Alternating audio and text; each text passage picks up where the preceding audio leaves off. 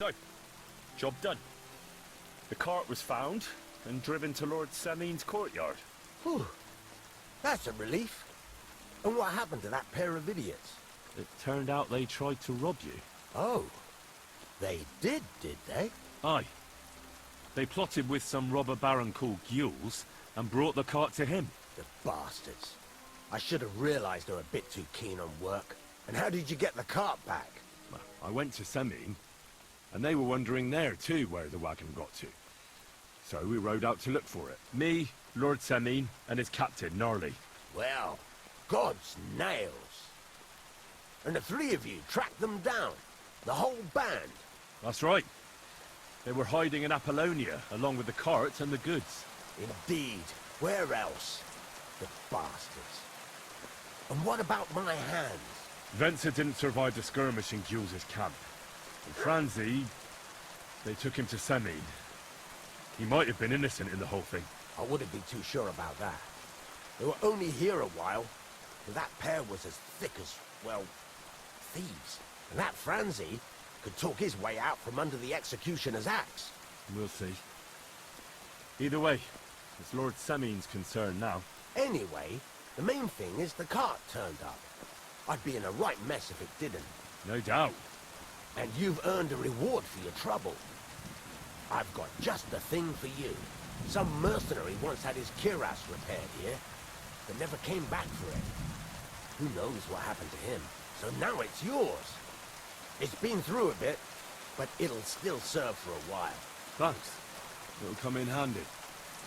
And have you got another job for me? Yeah. Young Lord Samin's wedding is coming up, and it's got my head spinning. Look, you must have seen Agnes, the bailiff's daughter, when you were in Truscovitz. What do you think of her? Young Samin is marrying her, isn't he? Why would I have my eye on her? Don't pretend. A statue of a saint would have his eye on her. Looks ain't everything, though. She's got such a sharp tongue on her. I almost feel sorry for young Samin. And how about you, lad? Have you got some lass waiting in Sasau? No, Master Blacksmith. There's no one waiting to drag me to the altar in irons. Good for you, lad. Have your fun while you can. No need to hurry. A wedding's a serious business. You're not just getting a bride, but a whole family.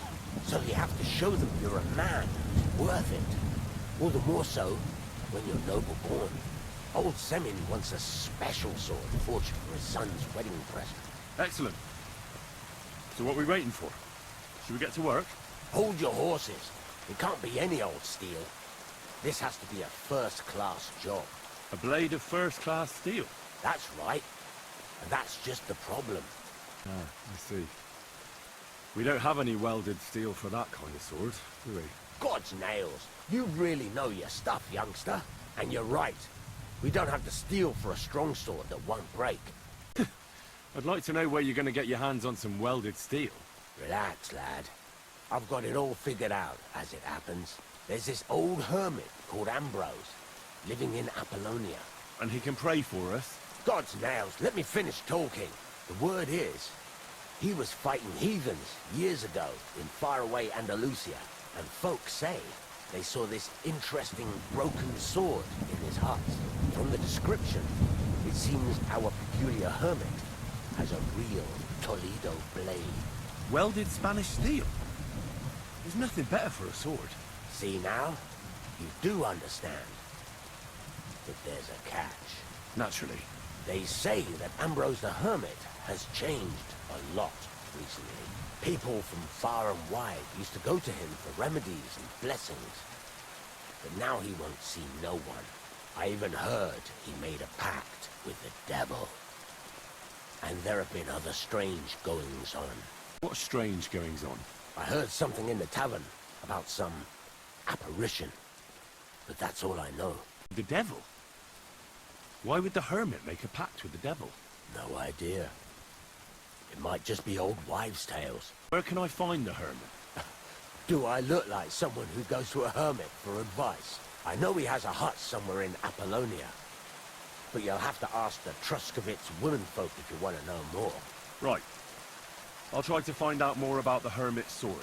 In return, you'll get me invited to Samin's wedding. If it means so much to you, why not? Come and see Betty from the Troskovitz Tavern. She knows all the gossip. She'll definitely tell you more about the Hermit. But Henry, if there's any truth in that pact with the devil, don't get caught up in it. The best sword in the world isn't worth eternal damnation. Welcome.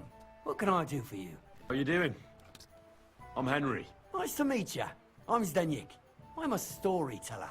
I could tell you stories so sad they'd make the devil cry. Or would you prefer something so scary it'll make the hairs on your ass turn white? But it's a lot of hard work for me. Now, if you had something to drink or a couple of groschen, that might help loosen my tongue. I know quite a few stories myself. How about a trade? A story for a story. All right, then. But if it's the one about the magic porridge pot, don't bother. I've heard it 100 times. And that story always leaves me feeling hungry.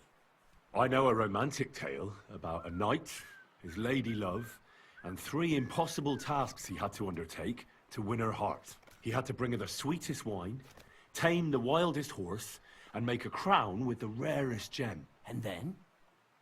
What happened when he'd done all 3? Well, the lady of his heart showed her gratitude by giving him the most precious thing she had. And I'm not talking about gold. Ho ho! A raunchy ending. That'll be popular with the lads round here.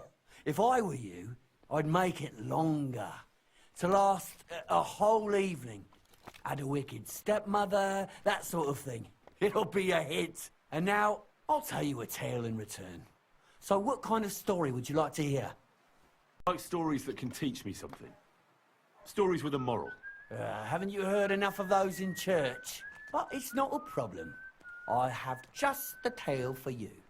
And it's not one you'll hear from any priest. So, once upon a time, there lived in these very lands 2 brothers. The older was called Kuba, the younger, Matthias. They were both woodcutters, like their father and his father before him. One day, at the height of summer, they were working in the woods. The air was as hot as a furnace, so Matthias went to a nearby pond to cool himself. But as he was leaning over the cold water, there was a loud splash. His axe had got loose from his belt. In haste, he began to search the muddy bed of the pond, and his hands soon touched something hard and heavy. He pulled it out and could not believe his eyes. He pulled out an axe. Yes, but not his old one. It was an axe made of pure silver. Good God. I'd grab that without a second thought. Maybe you would, but Matthias would never. He was an honest man, and with a big swing he threw the silver axe back. He searched the pond again, and this time he pulled out his own axe. Nothing but dull iron and old wood. I reckon that was the right choice. Who knows who the silver axe belonged to? Well, quite. Listen on. Matthias was just about to leave when suddenly a water goblin came out of the pond, silver axe in his hands, and he said, "You're a righteous man, Matthias, and for your honesty, you may keep both axes." Matthias, not hanging around for the goblin to change his mind, took up both axes, gave us thanks, and ran to tell Kuba all about it. Kuba, however, was not best pleased with his little brother's fortune. He deeply envied Matthias for his newfound wealth. So, he set out to try the same thing. He ran as fast as his legs could carry him straight to the pond, threw his own axe in, and began a pretend search for it. Yet Kuba had no luck. He pulled out the axe he'd thrown in himself. So he tried again. Tricked by sunlight, he grabbed something shiny, only to pull out his old iron axe again. Enraged, he hurled his axe back into the water and yelled, "Fuck this axe! I want a silver one!" But the water goblin heard his shameful cry and was greatly upset by Kuba's greed. So, when Kuba reached down into the water for a 3rd time, the water goblin seized his hand, pulled him down a hole to the dark depths, and drowned him. All was as it should have been. It was Kuba's fault. I don't think so. It seems Matthias didn't either. He went to the water goblin and begged for his brother's body so he could take him home and bury him. But the path back from the pond led over a steep hill, and carrying the weight of the waterlogged body exhausted Matthias. He stopped to rest by an old oak tree, and he used a silver axe to cut off a branch that would serve as a walking stick. But it wasn't enough.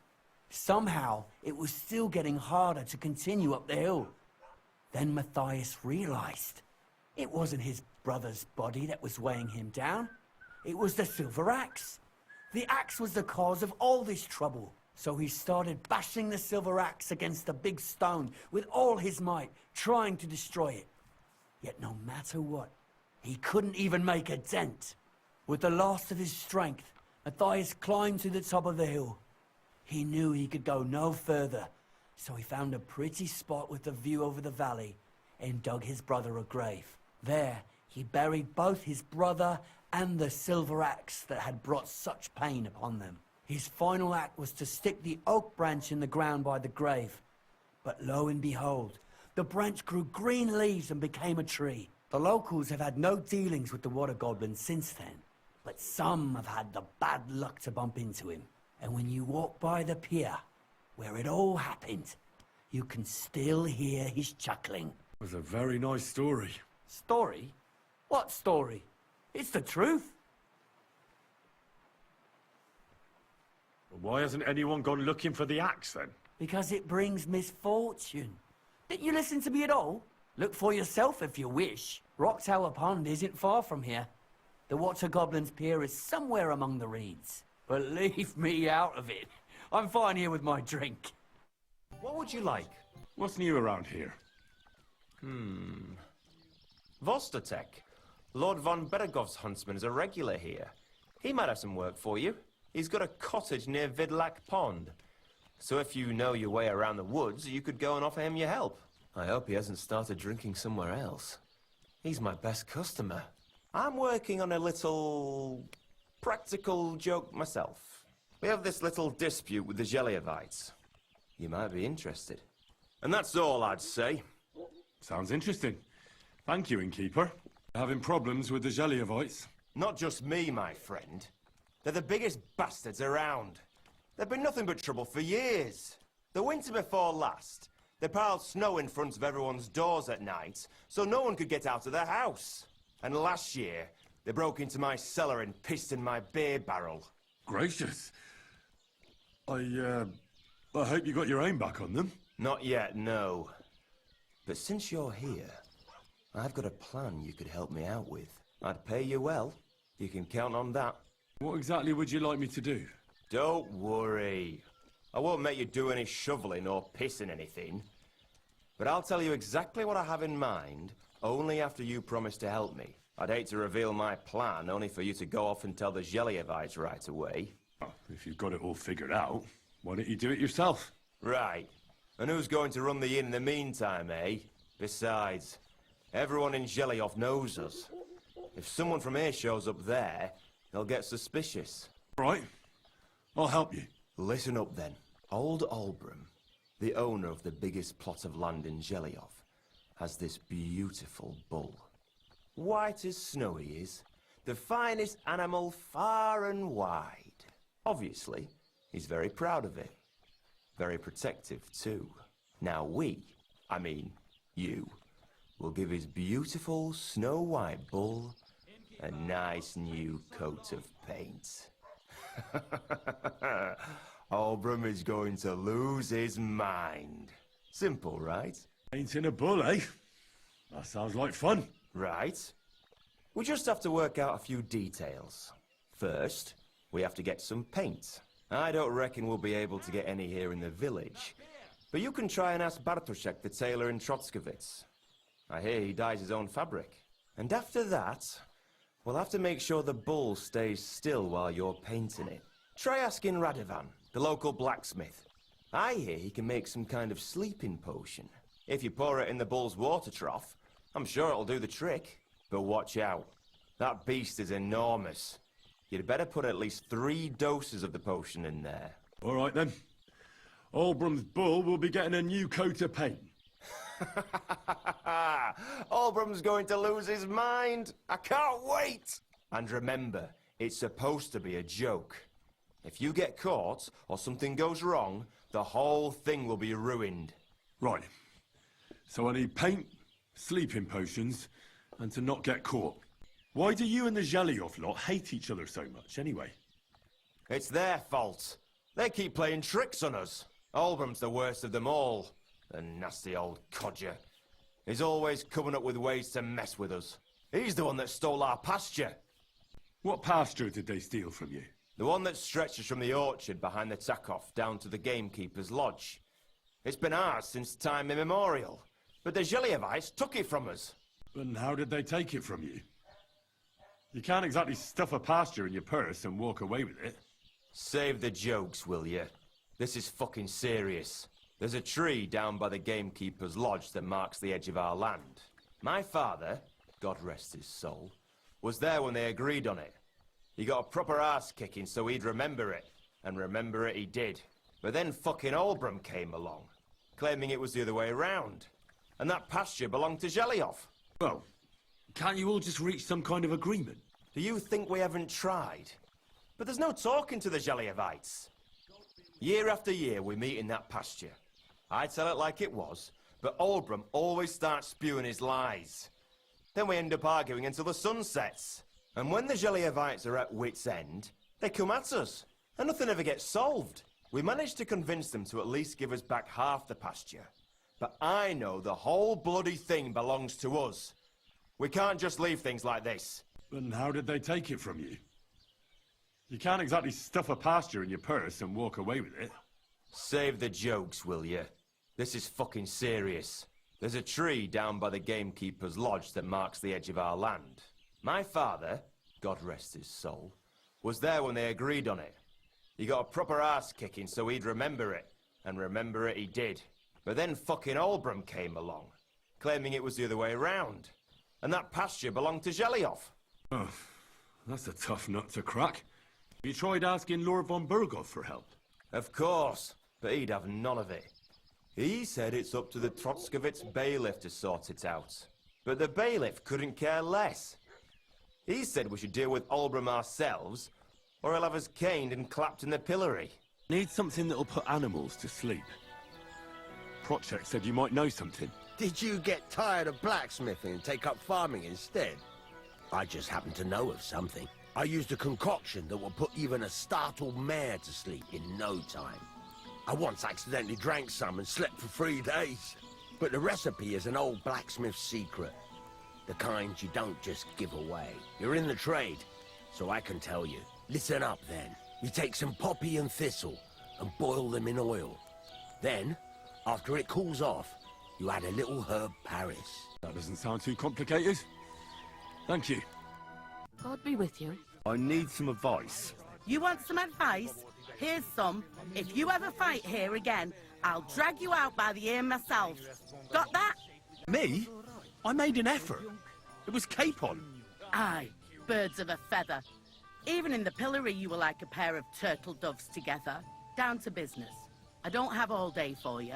So what do you want? I promised Radovan the blacksmith I'd go and see Ambrose the hermit in Apollonia. My God, lad, stay away from them rocks. Ambrose the hermit sold his soul to the devil and won't talk to nobody no more. Yeah, I heard that as well. But it seems a bit far-fetched. So why would an evil spirit suddenly start appearing near Apollonia?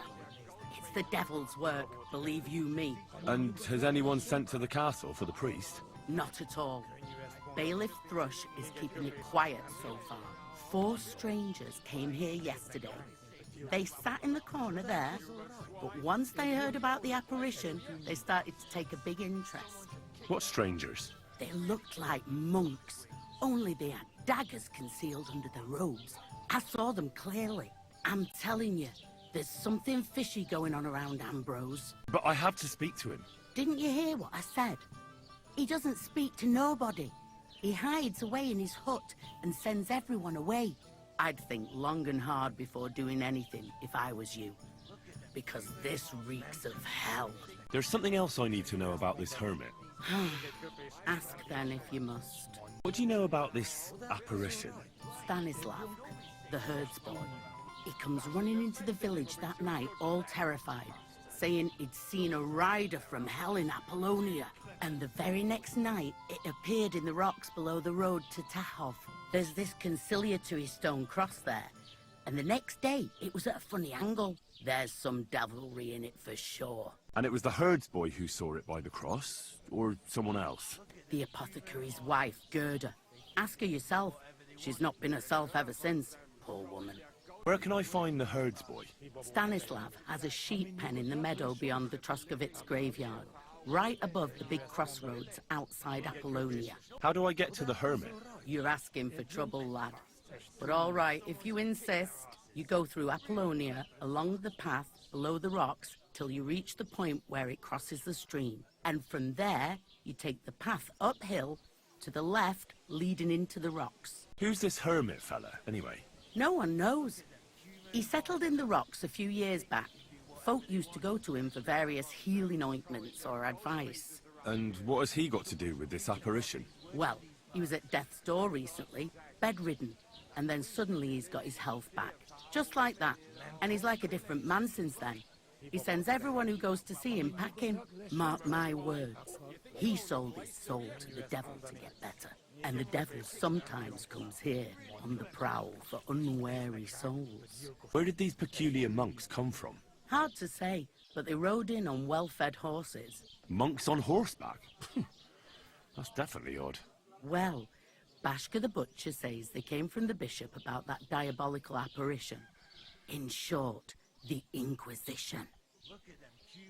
I came to apologise for the fight that me and Lord k-hunk started. If we caused any damages, I'll take care of them. Ah, it's all water under the bridge. You've served your penance by carrying them sacks, and I'm sure you won't forget about the stocks anytime soon either, eh?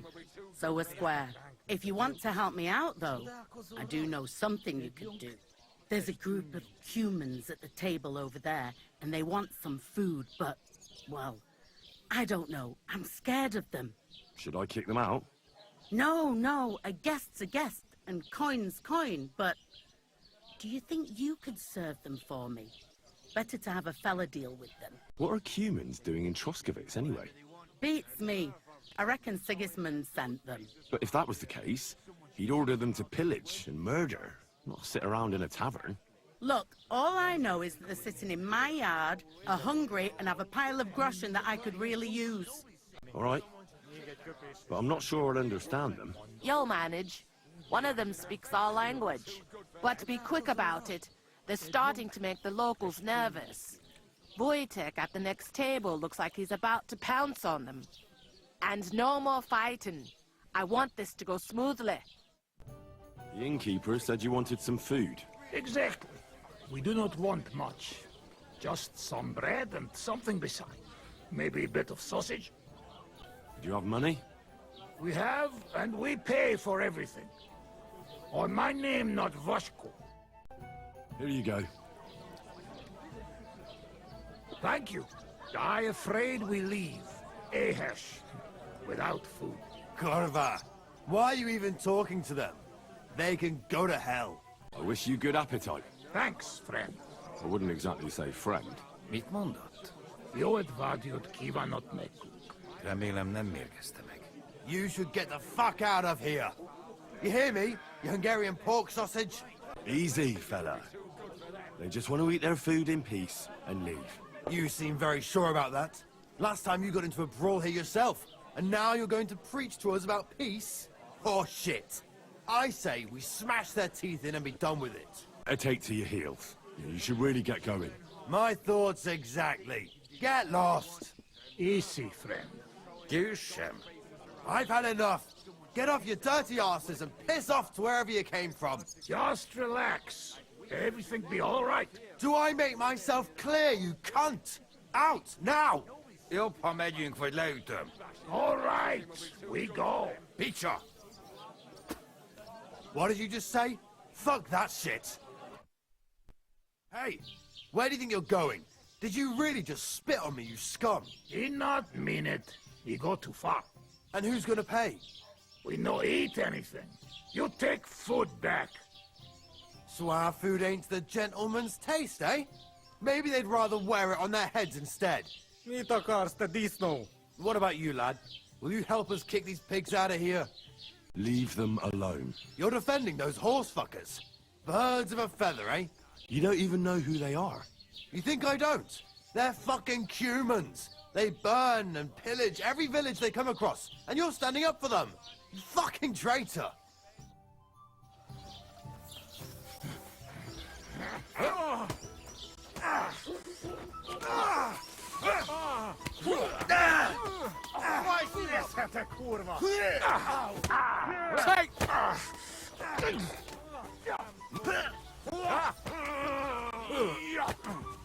És ennyi volt? Bad! I've got my eye on you. Szép találat! The executioner's sharpening his axe. Szép találat! Yeah! Don't spit it! You mad fool! Why are you lying here? Did something happen to you? Wake up. There you go. Someone's lying here. My head! What the hell happened? Hey, Where am I? what's wrong? Wake up! Jesus Christ, my head.